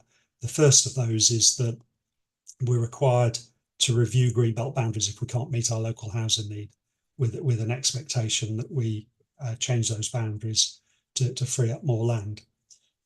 They've also introduced this new category of grey-belt land, which is lower quality greenbelt land that doesn't perform well against the main functions of greenbelt. They've issued some guidance on that, and there's further guidance awaited. So there's a degree of uncertainty, and we're already seeing that coming through in various appeal decisions across the country. We've got no prospect of having a 5-year housing land supply until we get a new local plan in place. We're down now with these inflated numbers, we're down below 2 years supply. And with the new NPPF, it's clear that we need strong reasons to resist speculative applications. So there is going to be a constant pressure in terms of development management to consider schemes on sites that you wouldn't previously have considered, or certainly not in current plans. So what we're doing in terms of the local plan is not only trying to bring a plan forward as quickly as possible, so you can take back control of the housing requirement and demonstrate a 5-year supply, but in the meantime, we need to prioritise the evidence that we're gathering in a way that will help shape development in advance of the adopted plan. So the site assessment work, the landscape work, the Greenbelt review, various infrastructure studies, those will all form part of your evidence in terms of determining planning applications as well as the local plan. So just in summary, before I hand over to Matthew, the local plan is now a much more challenging project than you embarked on back in July 2023. There's a need for more technical work, and there's also, in our view, a need for more engagement, because whereas before with the programme that we had with PAS advice, there was the feeling that we probably were quite clear on what the issues were and that we could press on as fast as possible towards a draft plan and get the process in train. So I'll hand over to Matthew now to just sort of talk you through what the current programme says and the implications. Thanks, Andrew. So yeah, this is the timetable that was agreed by executive on the 4th of this month. Must need to meet the government's request that we publish a new timetable by the 6th and submit it to them. As you can see, we're looking to undertake some visioning and scope and content engagement in the summer of this year, followed by engagement on issues and options later in the year, which will then move us on to work on the preferred options, which we'll then consult on towards the end of next year. And those first two times are the ones which Andrew alluded to with regard to the increased engagement that we feel we need to undertake to deal with the challenge which is in front of us. So when we submit the plan, which will be December 2027, and adopting the plan, which is in July 2028, the actual adoption is some 6 months after what we initially put forward in the local development scheme at the end of December. That is to take into account that engagement, but also the increased technical work that Andrew has talked about. So the next slide, if Andrew's happy to put it up on the screen.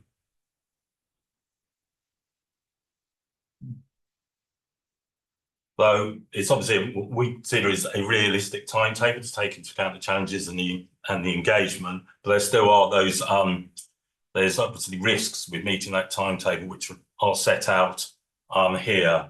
We obviously don't know how the proposal for the plan making system will change. The government has said they're going to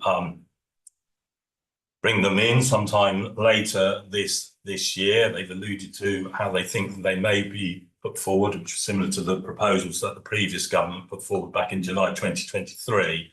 But we just don't know how they will change the work that we need to do going forward. It may be that additional work will be needed.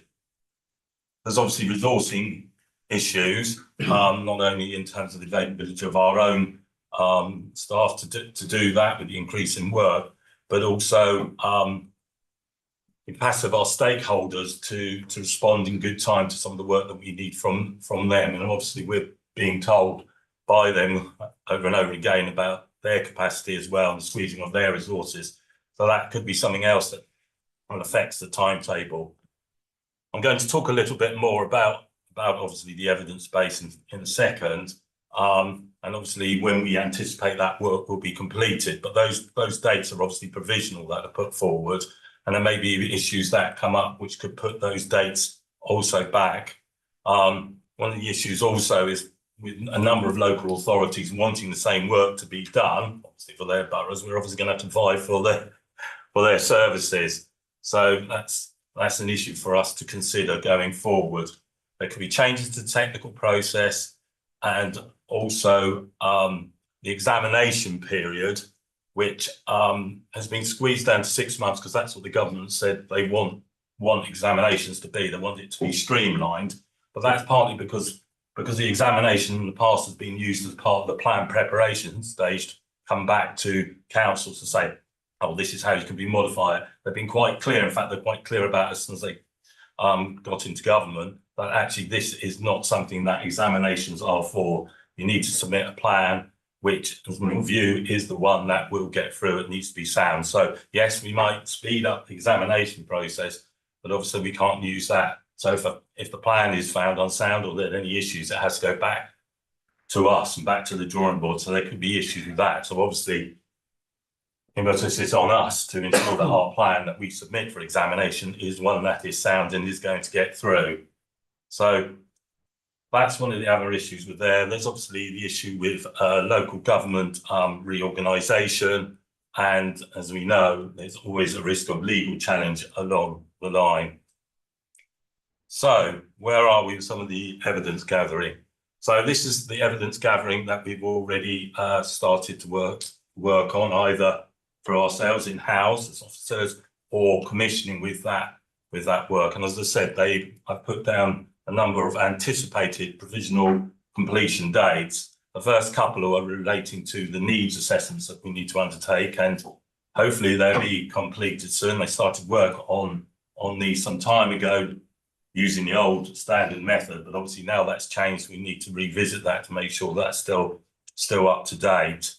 Other studies working on the constraints and opportunities have been commissioned to be completed in time for the work on preferred options, which, if you recall, I said was going to be next year. But obviously some of these will take time to undertake them. It depends on the complexity of the work. That's there for them. The Greenbelt review is next year. Obviously that's quite a bit of work which is involved about that. It's obviously quite complex, but it also needs to take into account the landscape work as well, which will all feed into that. So the fact that we think that this could be quite a challenging piece of work and it's new and we're still waiting some more guidance from the government, I put that down for that to be completed by next year. And we've got other work regarding accessibility assessments, net zero standards, maybe earlier this year, and the nature recovery strategy, which is being undertaken by the Surrey County Council. That's the local nature recovery strategy. That's work that's being undertaken at the moment, and they still think it will be finalised by the end of the year, but they need to go through a consultation process prior to that. And then this is the evidence gathering which is to follow. So we're still looking to commission work on this or undertake it ourselves as a team. The reason why it's not already been commissioned or worked on at the moment is because we really do need to work up our strategy for development sufficiently before we can actually start assessing it. But similarly, we need to be proportionate in what we commission. So we need to be very careful and consider what we want to actually get the work done for. So again, though, this is work that we intend to be finished by summer 2026 to work towards the work on the preferred options. So we can start the work on that. We can also look at any initial baseline evidence that we can gather. And just on a final point on the statutory assessments, obviously we're required to undertake sustainability appraisal and habitats regulations assessment. I think we might have already said that we've already commissioned consultants to do that work, and they have started work on that, and they are working also to try to bring something together for the engagement that we undertake later this year on the issues and options. So I'm going to hand back to Andrew, if that's all right. Thank you very much, Matthew. Yeah, so in terms of engagement with our communities and other stakeholders, as we indicated, the game-changing nature of the housing numbers in particular, but everything that goes with that, means that we've sought to build in additional opportunities for engagement. So the key part of that will be the issues and options consultation in the autumn, where the intention is to set out challenges, explore the key issues, and seek feedback on potential approaches, and really trying to get as many voices involved in that, in giving feedback for the council as you move forward. Prior to that, in June, which now seems rather soon, or sorry, not far away, we're intending to hold community and stakeholder workshops in order to input into those issues and options, discuss issues in different parts of the borough, and to help shape the vision and objectives of the new plan. So the executive working group is going to be looking at the detail of this, and we will have facilitators, and it will be a split between some in-person events and some online engagement to get to a wider audience. Obviously, when we get back into the formal stage where we actually have a draft plan, that will be very regulated. At the moment, we call that a Regulation 18, moving on to a Regulation 19 consultation. We don't know what the new regulations are going to require of us, but there will be a specific 6-week consultation period. And then in the background to that, despite talk of the duty to cooperate being scrapped at the moment, and until we have a form of strategic planning reintroduced, there is still the need for us to engage with our neighbours and other key stakeholders. So we will be continuing to work with them and trying to formalise that so that there's no problems when we get to that examination stage. So just final slide, you'll be pleased to hear. What do we do next? Well, we're continuing to try and make progress despite all the uncertainty swirling around in terms of planning, pushing on with those evidence studies that Matthew's talked about, the workshops and issues and options this year. And we will need to look very carefully at the new regulations and guidance that come in, whether that's summer or autumn of this year. And it may well be that we have to make some adjustments to the way that we're doing things. We may even have to step back and repeat a process in order to make sure that we adhere rigidly to the new system. And at that point in time, I think the council will need to submit or need to revise its local development scheme, the local plan timetable. So we will. I appreciate that we probably haven't updated your committee as frequently as we perhaps should have done, but we will keep members and stakeholders updated going forward, and the workshops that are coming up will be the first stage to do that, and we'll certainly be looking to engage all members so that you're part of the process rather than bystanders. Okay. And I think at that I can stop sharing, and we're very happy to take your questions. Yes, thank you, Andrew. Certainly some communication with the public is, you know, well overdue. I mean, I get asked questions all day, every day, some days. Councillor Head. Thank you for your presentations, both of you. You've got a really hard task on. The bullet point, get Britain building again, 1.5 million new homes over the next, actually it's this current parliament. I just wonder whether the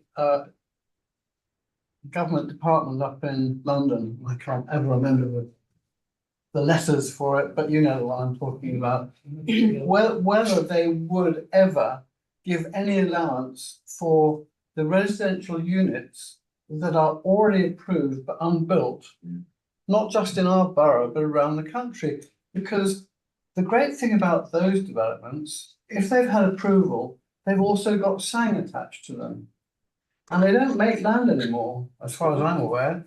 Maybe they do in the Netherlands.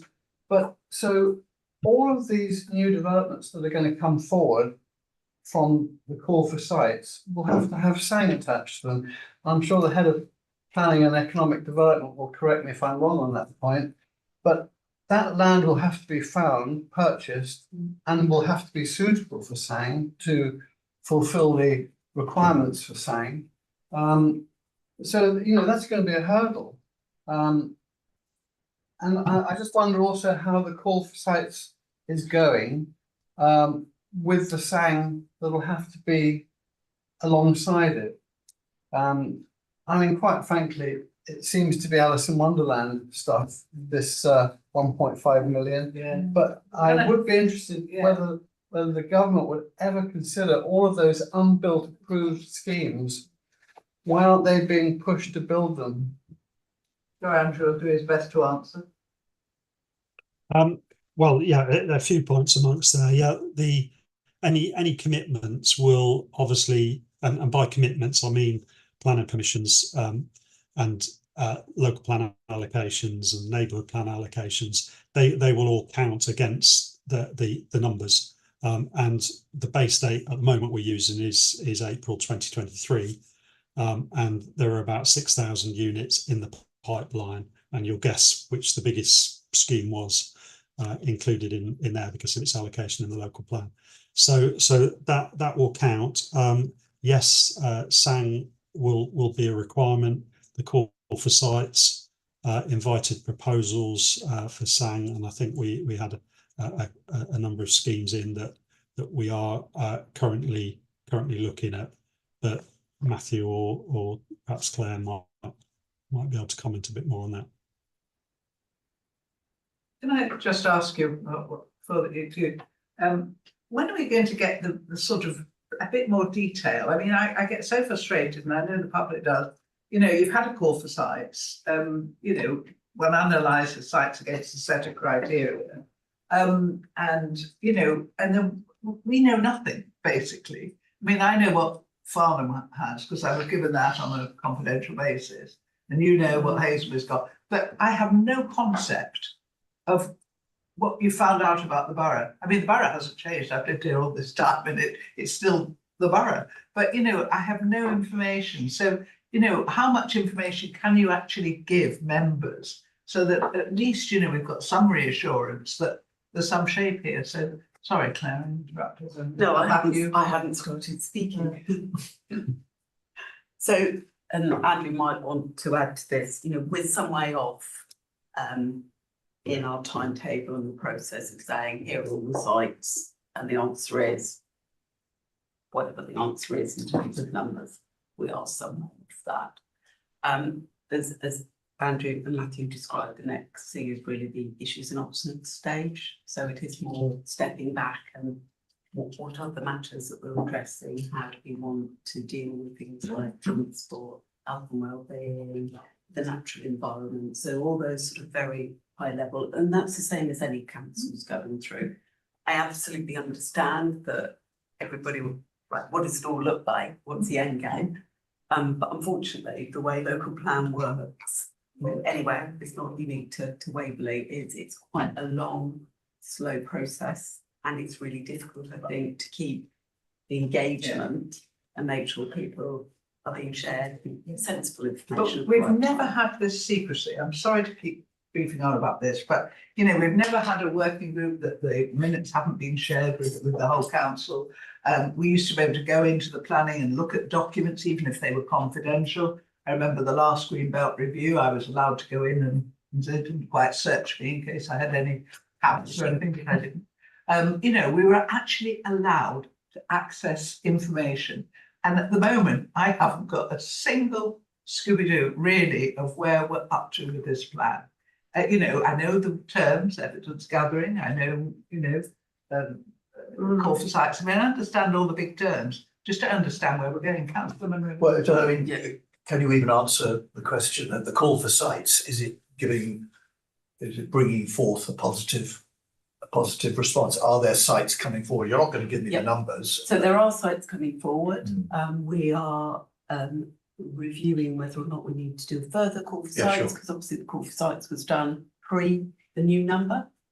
And we are also through the call for sites, as you'd expect, having conversations that are coming to us from some of those promoters or developers or whoever they are about who wants to do a pre-app rather than this going through the local plan, just as you would expect to be happening and as expected And is happening. does that call include some major sites being?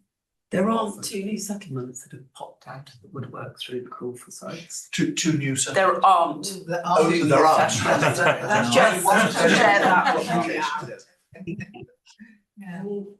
Matthew. Councillor oh, sorry. Well, I was just going to say, in terms of the land availability assessment, which I think is one of the pieces of evidence that I said would take some time to complete, and Claire's just obviously said some of the issues regarding that. The land availability assessment, as you say, is assessing sites against criteria. It's looking at their potential for development, obviously not making those allocations, but to complete it, you also need other evidence to come in. And that's what I was saying, you know, we need things sufficiently worked up, some of the other evidence as well to come in to that, to come to those conclusions.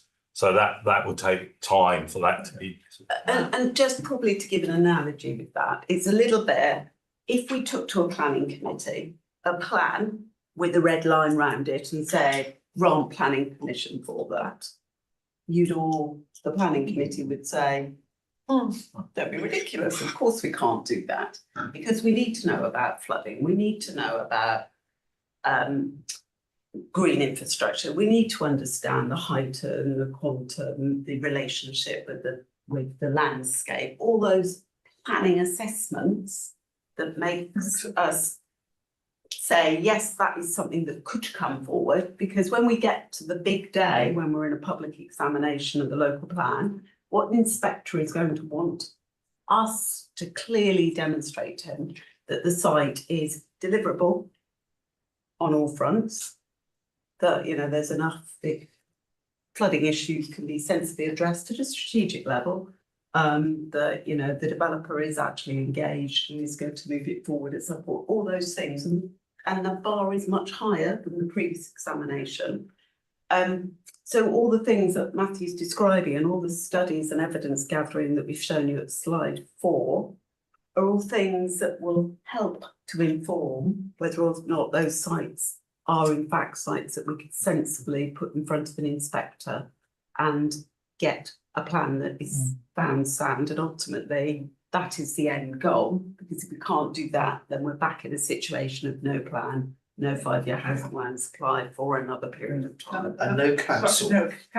Well, that's. Yes, I mean, you know, I mean, the worrying thing with these housing numbers is, I mean, Hazelmere, we've got about 4 brownfield sites that we, you know, we could build on. But we're really rather reliant on infill, you know, people with, you know, big housing, big gardens and that, selling it off and adding a house. Yeah, the only way is up, Councillor Keane, you should know that. It's 17 stories and then you've got your numbers. Councillor Townsend was excellent, Councillor.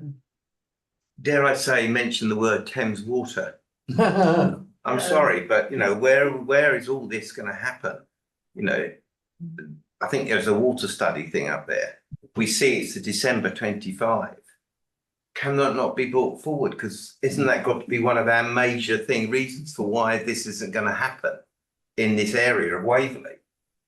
Because, you know, Thames Water at the moment, certainly in Cranley, we've got so many roads closed because of what they're doing. And it's only going to get worse. And we haven't got the water. They can't get rid of the sewage. They're ruining our rivers. They're on the brink of falling down themselves. You know, well, we're all going to be despaired because you're going to have this housing, but there's no water, and where the sewage going to go? And we're going to be blamed for it.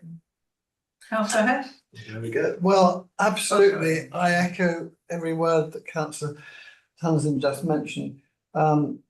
We've got the same problem in Farnham. Our sewage system is overloaded already. We had a huge burst on the Shepherd and Flock recently, and it can only get worse unless there's major investment. But what I wanted to just touch on actually was this horrific concept of duty to cooperate with neighbouring LPAs on strategic matters, reflecting back on what happened with Woking's unmet housing need that had to get shared out.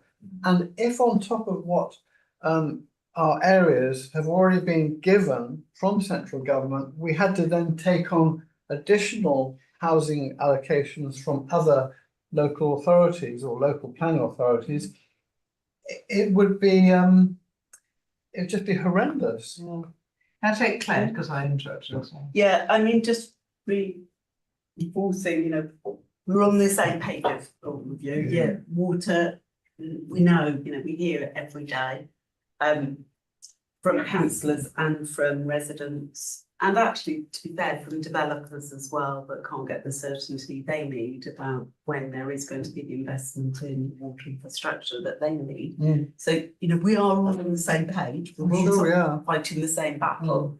But from our point of view as, you know, your planning team, we need to be certain that studies we do are fit for purpose. And therefore they do take a period of time, unfortunately. And we would be failing in our duties if we were just saying, oh yeah, that's fine, we'll get it done quickly. And it wasn't up to the job. Yeah, I don't think any of us are wanting you to rush. I mean, my problem is the analogy you gave with planning committee doesn't work because that planning committee is making a decision. I'm talking about incomplete evidence, you know, keeping us in the loop about what you're actually doing, whether or not you're doing it. I mean, I'm assuming the NPPF, you still have a duty to give an indicative target to neighbourhood planning groups.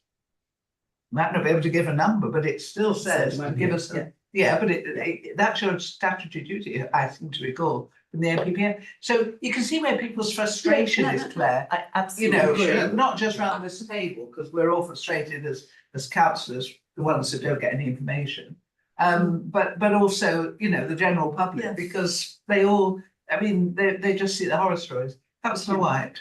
Yeah, Claire is well aware of this. It's my inquisitive mind with an engineering background going crazy.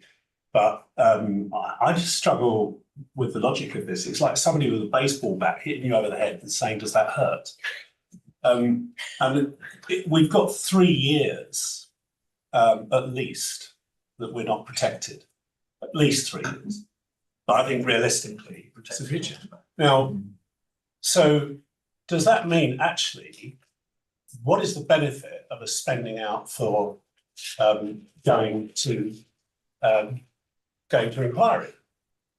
Because for me, if you go to PINS inquiry, the only way that you can defend that is neighbour harm or flooding. There isn't anything else because they will say highways, infrastructure, education, sewerage. It doesn't matter. Build it. Go and build it. We'll sort out the infrastructure. We don't want to know that. And my last point in there is with call for sites. At what point do we say, hang on a minute, the call for sites, we're going to be 50% short here. But at what point can we hold up our hands and say, you know, you can't build on there, you can't build on there, and it doesn't matter how much greenbelt we take. We can't build in the national park. You know, at what point do we have a conversation that says 28,000, forgotten the exact figure, but 28,000 is totally unrealistic. And at least we can get some sort of logic to the figures and say, well, guys, you know, it's got to be a revised figure that we've got to work. We make the case, but and that we can do that in the time, but you're right. In the meantime, we've got 3 years of matter of just hand the developers the keys to every, you know, green space in the borough because we've nothing to defend ourselves. I don't think it's quite as an extreme as that. Well, I know, For example, we've got a significant part of the borough that's protected landscape, which actually the NPPF. But any unprotected green space. Not in farmers there. Sorry, It isn't protected. So yes, you know, we are in a difficult position, as almost all councils are. You know, we are not unique. I think All we, councils are yeah, facing I mean, this. I think we do understand that, Claire. Our frustration, from my point of view, is lack of information. Yeah. You know, just not knowing at all. Councillor Keenan, I think probably Councillor Hyman wants to come in briefly. Yeah, I think, yeah, Councillor White, you touched on this about infrastructure. I mean, take Borden. Borden has got thousands of new homes, promised infrastructure before it started. There is nothing there, nothing. There's one doctor's surgery, one dentist, and no shops. Shit. And it's just awful. And that they promised infrastructure and it did not come. So, you know, what do we have that on our doorstep? It's all very well Can you- moaning. I've got a bit of a queue and I'd like to finish sort of 9-ish. So Councillor Hyman, can you be brief, please? Yes, absolutely. Well, to take up the point that Councillor Hess made, his first point, the need for mitigation and the timetable, it just looks a little bit like we're going to keep being told it's coming soon, and then we're not there anymore. We've been abolished, and nothing's happened. But really, I mean, you and I, Madam Chairman, we've both questioned the capacity of Farnham Park that's developed that Farnham depends upon, and we can't just keep on arbitrarily increasing the capacity, obviously. I just wondered if the officers can tell us, because I haven't kept my eye on it for a while, and they're probably no doubt in touch with Natural England, or the consultants are. Do we know yet when Natural England are going to be able to produce a compliance appropriate assessment for the boroughs to use? Because, you know, we've got these heavy constraints, and we need to know when we're going, you know, whether it's going to be unlocked or whether it isn't in the local plan. So Okay, can I stop you there and take Councillor Busby, and then we can get some answers to that. Chair. Oh. Yeah, just can I ask, the call for site, is that the only mechanism available to identify potential sites, or are we presumably are working proactively ourselves to identify potential places, and secondly, I guess we're looking at much more radical options than we would have done prior to the increased numbers?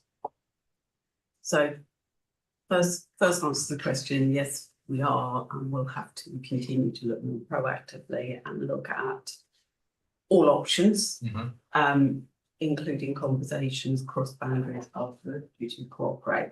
So the end game is when we get to inquiry that we've got a plan which might be promoting a number. I've no idea what that number is, but we can clearly demonstrate that we've tried absolutely everything in our powers and explored every option, and been able to either rule them in with evidence that they're deliverable and achievable, or completely rule them out with evidence. And then make the case that the absolute highest Highest number we number can is possibly get this. to is this. But it is through that evidence base, and it is through, you know, eventual submission of the plan for public examination. We haven't got the option to go back to MHCRG and say, this is all looking too hard in this borough. Can you give us a different number? Because otherwise we would have been straight into that conversation. Andrew, you indicate? Yeah, well, just to add to that, and perhaps answer some of the earlier questions, we are undertaking pieces of work to look at the capacity of within the existing settlements, to look at the capacity of the landscape around the existing settlements, and the Greenbelt Review will also be looking at that. And then obviously things such as new settlements, we can't take them out of the equation at the moment, but we're acutely aware that those sort of strategic developments, as you found with Dunsfold Park, they take many years to bring to fruition. So the amount of development that they will contribute has got to be taken into account in that respect. All of the issues, I've taken a note of what members have said, and as Claire said, we're absolutely on the same page. And I think Councillor White was talking about trying to get us to a sensible number as quickly as possible, and that's what we're looking at. Obviously, the national landscape is a key national constraint, and that's a key reason to limit growth within that area. But we've got to look at what the capacity is elsewhere, and we've got to look at what the capacity is for our rural communities, because we don't want to set them in aspic. But equally, there will be strong constraints over growth in the rural areas. The reason why we can't sort of give you an answer straight away around the water infrastructure is because the first part of that study is around looking at the current issues, the baseline, and where the problems are. You're all very aware of the local issues, but we need our consultants to work with the water companies to build up the evidence, and then onto that feed them information about where the options for growth might be. And can we do that? No. Can we do this? Maybe. So we need to start to shape those, and as Claire says, bring all that evidence together to support our case at the examination. And then lastly, obviously, we've Councillor Hyman's point, we've got consultants on board to undertake the appropriate assessment, and they will be working with Natural England to make sure that, again, when we get to the examination, we've got an evidence base that satisfies an inspector as to the soundness of our plan. Thank you very much. And I think I'd like to bring this, I mean, we could go until midnight, but I think we ought to perhaps think about going home unless anyone has a really burning issue. Thank you very much. I've got a little weeny one, just a little drop in. Okay. I hope that when you're talking to water authorities, you get the right one, because the list of consultees for a lot of planning applications in the Farnham area reference Southern Water, but it's actually South East Water that serve Farnham. And I think that's really important that you know which water authority is dealing with which area, because this has actually been going on for probably a couple of 3 years. Yeah. Okay, I'm sure they've noted that. I think what we're really trying to say is keep us as updated as you can, please, and trust us with confidential information. Trust us with half-baked information. You know, we're not going to go down to the pub and blab it out to our drinking partners. You know, I mean, really and truly, we do need to be able to. I suppose they're super nice, quite that dramatic, but you know, a lot of people are worried about the implication of the local plan. In fact, we've got one, and what it's going to be when it arrives. And you know, because of that, we do need to keep members informed, please, and that's all I would say. So, Andrew, please, you're very welcome to come back frequently and update this committee, as you offered. Thank you very much indeed. Thank you. Thank you, Matthew and Claire, for your help this evening.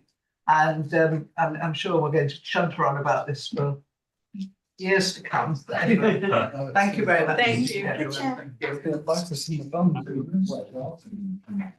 Come on, Beavis. Oh, which right. I haven't done the committee work programme, which is on the agenda. I was thinking about that. Chris is just going to, excuse me a minute, sorry, it's my fault. George, Councillor Hess, sorry, right. Chris, sorry about this. Trying to let you get away at 9. What do we need to know about?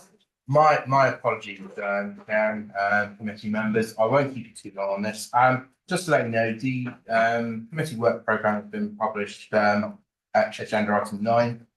In terms of what we've got coming up, It's only really the homelessness prevention strategy, which is was due to be coming this time around, but it's been postponed until June.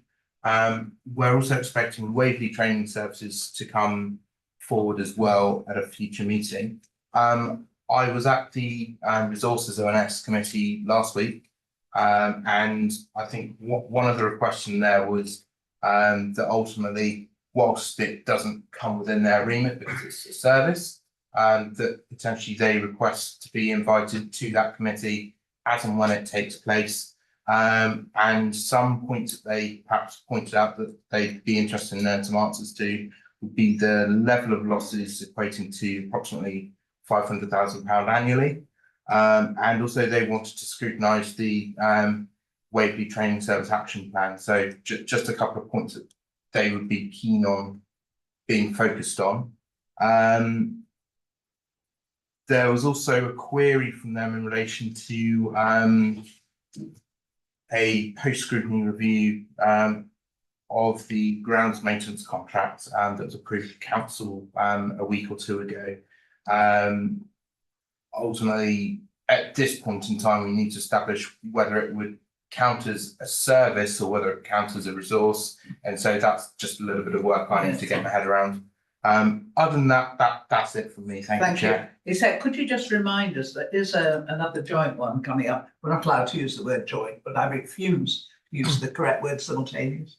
13th of May. 13th of May. So make a note that so what that was to discuss. Yes. So the simultaneous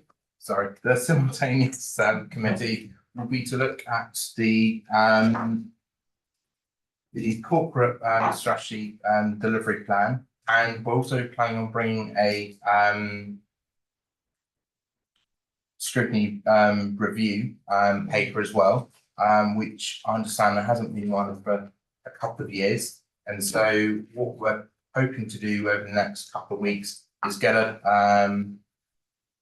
programming session in place one evening, and also we're going to be sending out some questions just to get an understanding from all scrutiny members as to how they feel scrutiny works or doesn't, what improvements could be made, etc. So please do look out for those over the next couple of weeks. Thank you, Chris. And I'm sorry I nearly ignored you. Filled me on all of this before the meeting. I probably forgot to. I just wanted to suggest another area to scrutinise, and that's the Surrey Hills Management Plan, which is out for consultation at the moment, closes on the 6th of June. It's a really, really important plan which covers 5/6 of our borough, and I believe we should scrutinise it as a preliminary for it to be going to the executive. I've got a couple of beefs about it, but I won't go. Right, can save them for the. I will say. What would be really helpful, thank you. I have already fed in. Yeah, if you could drop me an email with exactly what you're looking for in terms of I've already scope it out. I've done it once. I will now. If you could forward me the email, then that'd be perfect. So that applies to all of you. If you suddenly think of an item that you would like to bring it in. Yeah, just for reference, in the past, we've taken a report to executives, so we might want to then feed the report through to exec.